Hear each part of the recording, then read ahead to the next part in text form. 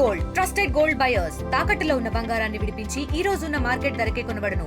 మరిన్ని వివరాలకు సంప్రదించండి 7771077720. అంబేద్కర్ గారి రాజ్యాంగం ఈ ప్రపంచంలోనే అత్యంత అద్భుతమైనటువంటి రాజ్యాంగం. ఇటువంటి రాజ్యాంగం ఈ ప్రపంచంలో ఎక్కడా లేదు, భవిష్యత్తులో కూడా రాదనేది గట్టిగా నమ్ముతున్నటువంటి వ్యక్తులు మనందరం కూడా. ఇప్పుడే చాలామంది చెప్పారు, ఆయన విగ్రహాలు పెట్టి ఆయనకి దండలేసి నివాళులు అర్పిస్తే దానివల్ల ఉపయోగం ఏమీ ఉండదు. ఆయన ఆశయం ఏంటి, ఆయన ఆలోచన ఏంటి, భారతదేశం ఏ విధంగా ఉండాలి అని ఆ రోజు ఆలోచించి రాజ్యాంగాన్ని తయారు చేశారు. దాన్ని మనం తూచా తప్పకుండా అమలు చేసినప్పుడే ఆయనకి నిజమైనటువంటి నివాళులని చెప్పి సందర్భంగా తెలియజేస్తున్నాను. నేను గర్వపడుతున్నాను. తెలుగుదేశం పార్టీ ఆ రోజు ఎన్టీఆర్ అయినా, ఈరోజు చంద్రబాబు నాయుడు గారైనా అంబేద్కర్ ఆశయాలకు అనుగుణంగా పునక పుచ్చుకొని పనిచేస్తున్నాం. ఒక్కసారి మీ అందరూ 30 సంవత్సరాలు వెనక్కి వెళ్తే మన దగ్గర పరిస్థితులు ఎలాగుండేవి? ఎక్కడైనా టీ తాగడానికి వెళ్తే 2 గ్లాసులు ఉండేవి. ఎక్కడైనా దేవాలయానికి ప్రవేశానికి వెళ్తే ప్రవేశించకుండా అడ్డుపట్టినటువంటి పరిస్థితులు మన కళ్ళ ముందు మనం చూసాం. స్వాతంత్రం అప్పటికే వచ్చి, రాజ్యాంగం వచ్చి 35 సంవత్సరాల తరువాత కూడా ఇటువంటి పరిస్థితులు మన కళ్ళ ముందు మనం చూసాం. ఆ రోజు ముఖ్యమంత్రిగా నేను గర్వపడి చెప్తున్నాను, చంద్రబాబు నాయకత్వంలో మన జిల్లా బిడ్డ జస్టిస్ పున్నయ్య గారితో ఏకసభ్య కమిషన్ వేసి 29 రికమెండేషన్ని ఒకే జీవోతో అమలు చేసి ఈరోజు మనందరికీ అవకాశం కల్పించినటువంటి నాయకుడు చంద్రబాబు నాయుడు గారని గర్వంగా నేను చెప్పదలిచాను. ఈరోజు ఆయనకున్నటువంటి పలుకుబడితో దేశంలో రాష్ట్రపతి సెలక్షన్ వచ్చింది. ఆ రోజు నారాయణ గారికి మన నాయకుడే చంద్రబాబు నాయుడు గారు ప్రతిపాదించి దేశానికి రాష్ట్రపతి చేసినటువంటి విషయం కూడా గుర్తు చేసుకోవాలి.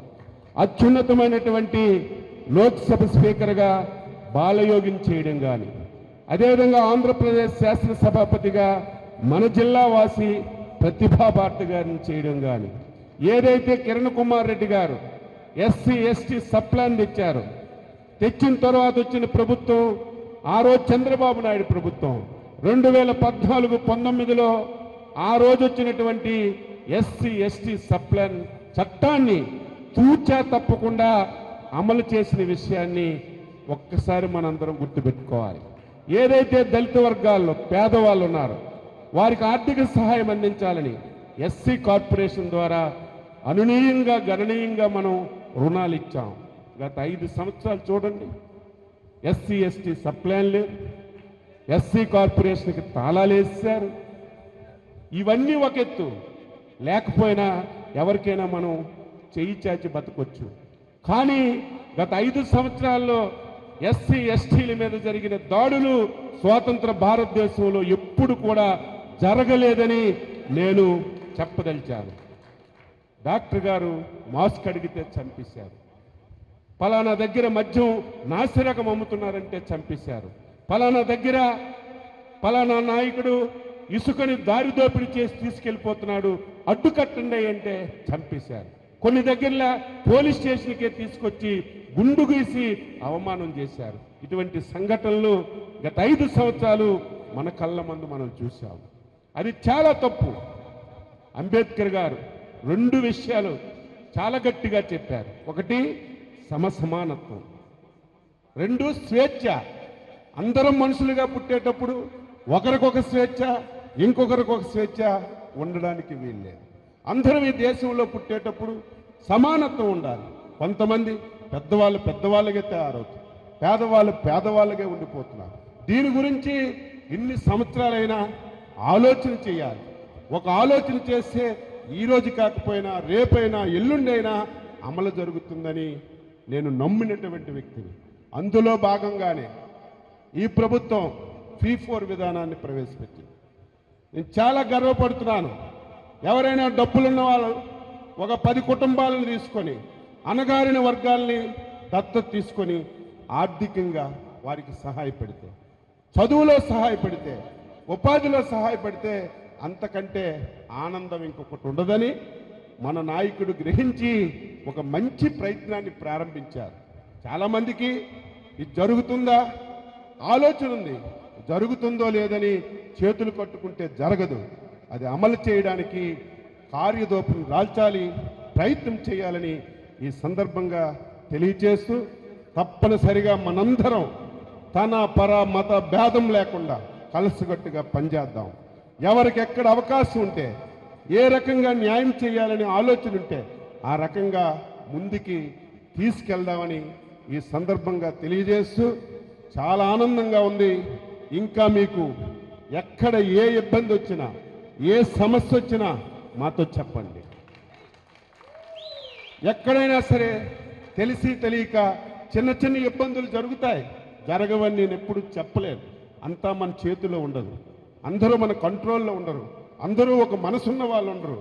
ఎక్కడైనా జరగవచ్చు. జరిగేటప్పుడు తప్పనిసరిగా మనందరం న్యాయం చేయాలి, ధర్మం చేయాలి. అంబేద్కర్ గారు రాసినటువంటి రాజ్యాంగాన్ని తూచా తప్పకుండా అమలు జరగాలి. ప్రతి ఒక్కరికి న్యాయం జరిగే విధంగా మనందరం కలిసికట్టుగా కృషి చేద్దామని మరొక్కసారి తెలియజేస్తూ, ఇప్పుడే చెప్పాను, అంబేద్కర్ భవన్ మళ్ళీ పెచ్చులు ఊడిపోతుంది. పూర్తిగా ఊడిపోకముందే ఇది కూడా మనం పూర్తిగా బాగు చేసుకోవాలి. ఇప్పుడే 1-2 విగ్రహాలు చెప్పారు. బ్యాంబో కాలనీలో ఒక కమ్యూనిటీ హాల్ ఉంది, పేదవాళ్ళకి బాగా ఉపయోగపడుతుందన్నారు. అది కూడా చూసి సాధ్యమైనంత వరకు, ఫైనాన్షియల్గా చాలా ఇబ్బందులు ఉన్నాయి, ఎవరు ఊహించలేదు, చాలా సమస్యలు ఉన్నాయి. ఉన్నా సరే ఒక్కొక్కటి పరిష్కరించి అన్ని విధాల అన్ని వర్గాలకి, అందులో అణగారినటువంటి మన వర్గాలకి పూర్తి స్థాయిలో న్యాయం చేయడానికి మా వంతుగా మేము ప్రయత్నం చేస్తామని ఈ సందర్భంగా తెలియజేస్తూ, మరొకసారి అంబేద్కర్ గారికి 134వ జయంతి శుభాకాంక్షలు తెలియజేస్తూ, ఆయనకి ఘనమైనటువంటి నివాళులు అర్పిస్తూ సెలవు తీసుకుంటున్నాం. మరిన్ని వీడియోస్ కోసం ఛానల్ ని సబ్స్క్రైబ్ చేయండి. లేటెస్ట్ అప్డేట్స్ కోసం వాట్సాప్ ఛానల్ ని ఫాలో అవ్వండి. ఆ లింక్ డిస్క్రిప్షన్ లో ఉంది.